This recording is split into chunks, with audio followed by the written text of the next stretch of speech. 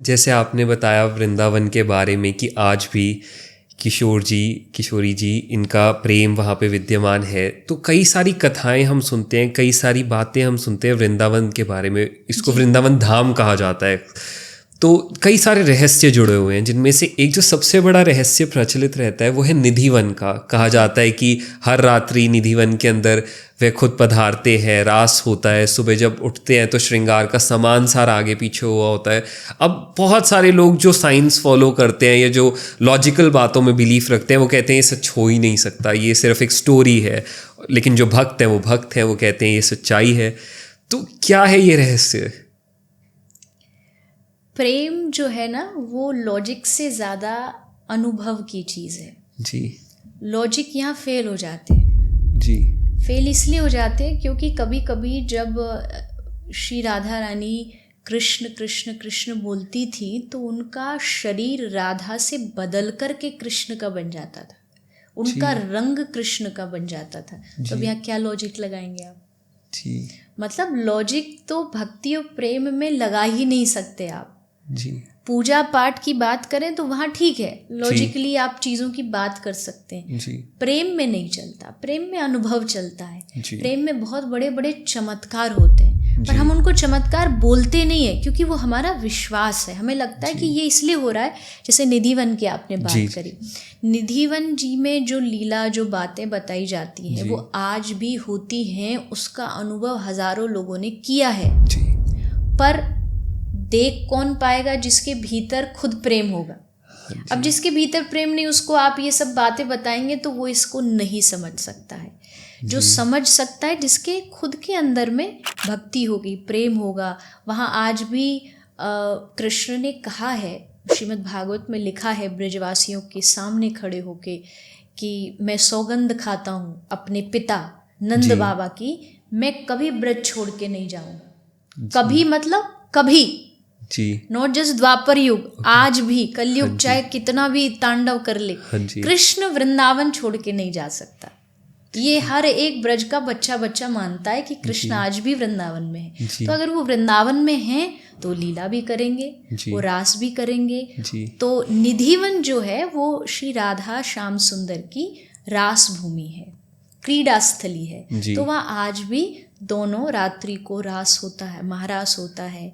और जो पुजारी जी बताते हैं कि वहाँ सैया लगती है, उस पर श्रृंगार रखा जाता है, वो अस्त व्यस्त मिल जाता है। तो ये कोई बड़ी बात नहीं है। भक्ति में ऐसे चमत्कार होना बहुत नॉर्मल बात है। भगवान ने ऐसे ऐसे भक्ति में, प्रेम में चमत्कार किए जो हम सोच भी नहीं सकते हैं। पर वही आँख देख पाएगी जिसकी आँखों पर भक्ति का चश्मा हो, जिसकी आँख पर प्रेम का चश्मा हो। तो वृंदावन जब भी जाते हैं, मैं तो कथाओं में भी निवेदन करती हूँ, वृंदावन जा रहे हो तो कोशिश करो कि वहाँ भगवान को ढूंढने जाओ, खोजने जाओ। और दुनिया के जितने तीर्थ हैं पुण्य लेने चले जाओ, पर वृंदावन पुण्य की धरती नहीं है, ये प्रेम की धरती है। तो वहाँ जो जा रहा है वो इसलिए ना जाए। मैं तो इतना कह देती हूँ, कई बार लोग कहते हैं कि भाई ये शब्द कैसे, मैं तो कहती हूँ मंदिर भी नहीं जा सकते मत जाओ।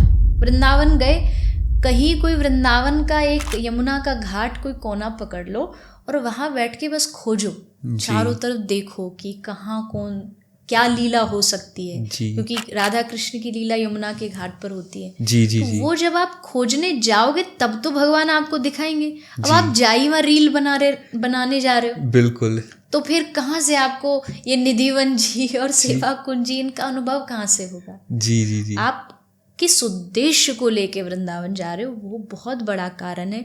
जो वृंदावन लस्सी पीने जाते हैं उनको लस्सी मिल जाती है, जो वृंदावन पकौड़ी खाने जाते हैं उनको पकौड़े मिल जाते हैं, और जो वृंदावन राधा कृष्ण को ढूंढने जाते हैं उनको राधा कृष्ण मिल जाते हैं। तो ये आप पे निर्भर करता है आप वृंदावन जा क्यों रहे हो।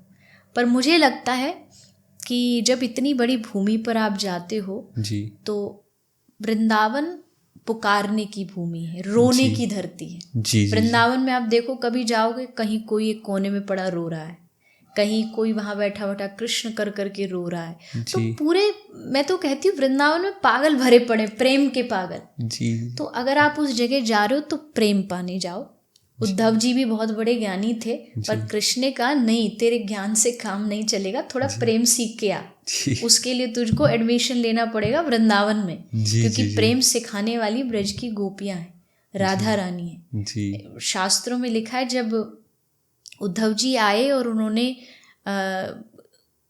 गोपियों को पत्र दिया कि कृष्ण ने तुम्हारे लिए पत्र लेटर भेजा है, तो सारी गोपी उस पे झपट पड़ी और उन सब ने उसके पन्ने फाड़े, फाड़ के एक पन्ना एक कागज का टुकड़ा उसने, एक कागज का टुकड़ा उसने। तो उद्धव कहता है तुम पागल हो गई हो, अरे कम से कम एक बार इस पत्र को पढ़ तो लेती, उसके बाद फाड़ लेती। तो हंसते हुए गोपियों ने और राधा रानी ने कहा कि हमने कृष्ण को पढ़ लिया है, अब हमें पत्र पढ़ने की जरूरत नहीं है। तो मतलब आप सोचो कि किस लेवल का उनका प्रेम होगा कि वो कह रही है हमने कृष्ण को जान लिया, कृष्ण को पढ़ लिया, जिस कृष्ण को वेद कहते हैं नेति नेति, मतलब हमारे बुद्धि से परे है, उसको ब्रज की गोपियों ने पढ़ लिया बिना कहीं स्कूल जाए पढ़े लिखे, किससे? प्रेम के सहारे। तो वृंदावन प्रेम की धरती और राधा कृष्ण उस प्रेम के आराध्य हैं, पुजारी हैं। जी,